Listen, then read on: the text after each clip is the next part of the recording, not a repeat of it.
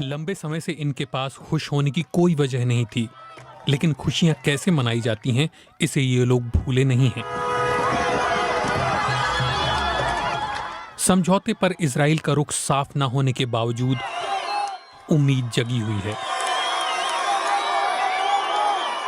पूरे गजा में बीबीसी के पत्रकारों ने उन लोगों की प्रतिक्रिया रिकॉर्ड की जो आश्वस्त हैं कि संघर्ष विराम हो जाएगा।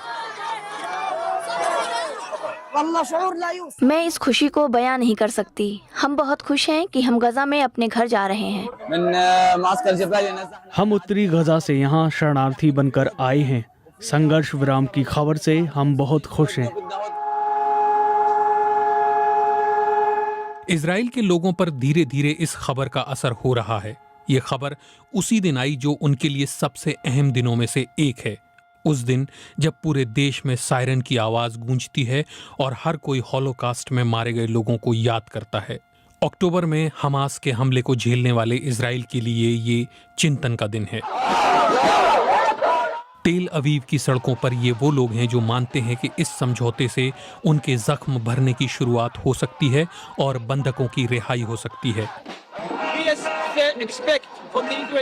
हम उम्मीद करते हैं कि इजरायली सरकार इस समझौते को मान लेगी और जिंदा बचे बंधकों को बचा लेगी।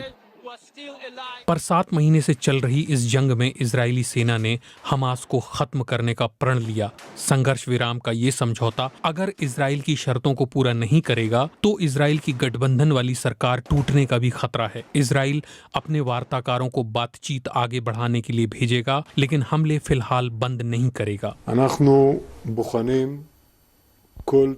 हम हर प्रस्ताव को गंभीरता से देखते हैं और बंधकों की जल्द से जल्द घर वापसी को मुख्य काम मानते हुए हर संभावना की समीक्षा करते हैं। इसके साथ ही गजा पट्टी पर हमारी कार्रवाई जारी है और आगे भी जारी रहेगी। सोमवार की सुबह पूर्वी रफाह के लोग जब नींद से जागे तो उन्हें रफाह को छोड़ देने को कहने वाले पर्चे मिले। इनमें से कई पहले से विस्थापित हैं। उसके बावजूद उनसे चले जाने को कहा गया।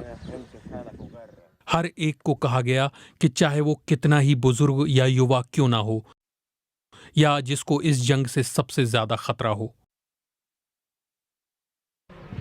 मेरे पास बच्चे हैं, मेरी बीवी है, मेरी माँ है और पूरा परिवार है, और हमें नहीं पता कि हम कहाँ जाएं।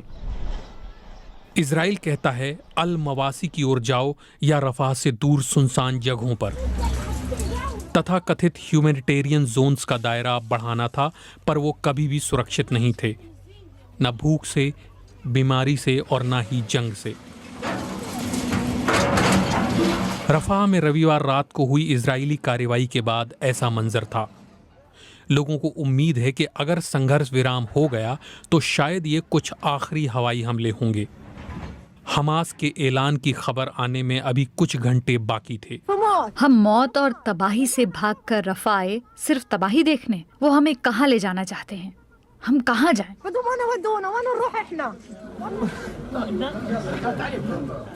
7 महीनों से यही इनकी जिंदगी का सच है। हानी अख्तर अनाथ थे। उनकी मौत पर उनकी रिश्तेदार शोक मना रही हैं। रीन कहती हैं कि हानी का परिवार जंग में मारा गया और हानी भी। यहाँ कई लोग शोक में डूबे हैं, वो थक चुके हैं। सोमवार को देर रात इजराइल ने पूर्वी रफाह पर हमला किया, जहाँ से लोगों को जाने को कहा गया। खुशियाँ डर में तब्दील हो गईं। फिर उम्मीद जागी कि शायद कल की सुबह शांति की